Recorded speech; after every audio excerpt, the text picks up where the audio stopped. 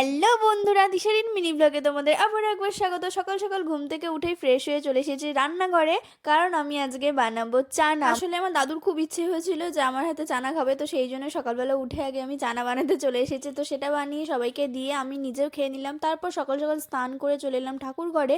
আর ঠাকুর ঘরে এসে দেখি আমার গোপুসোনারা ঘুমোচ্ছে, তো ওদেরকে আগে তুলে দিলাম। আজকে আমি একটু বেরোবো, সেই জন্য সবকিছু একটু তাড়াতাড়ি করছিলাম, অনেক সকালে উঠেছিলাম। আর এই দেখো, এই যে আমি গোপুসোনাকে যে পঞ্চুটা পরিয়ে রেখেছি, আমি নিজের হাতে উল দিয়ে বানিয়েছি। তো কেমন হয়েছে তোমরা সবাই অবশ্যই কমেন্ট করে জানাবে। আর যারা এখনো ভিডিওটাতে লাইক করোনি অবশ্যই লাইক করে দাও। আর যারা আমার চ্যানেলে নতুন তাড়াতাড়ি সাবস্ক্রাইব করে দাও চ্যানেলটাকে, আর পাশে থাকা বেল আইকনটাকে প্রেস করে দাও, যাতে করে তোমাদের কাছে আমার ভিডিওর নোটিফিকেশন সবার আগে পৌঁছায়। আমি রেডি হয়ে বেরিয়ে পড়েছি দিদুন বাড়ি যাবো বলে। আমি এখন চলে এসেছি বালুরঘাটে। তো এখন আমি যাচ্ছি দিদুন বাড়িতে। আর এখানে এসে দেখি দিদুনের গোপাল সোনাও আমার সেই বানানোর ড্রেসটাই পরে আছে, ভীষণ মিষ্টি লাগছিল।